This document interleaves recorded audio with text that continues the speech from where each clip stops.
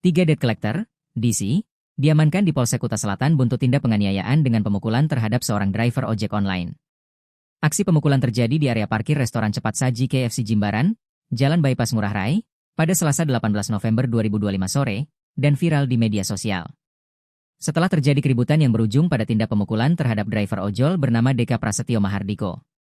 Deka menjadi korban penganiayaan oleh tiga pria yang belakangan diketahui merupakan debt collector atau penagih utang.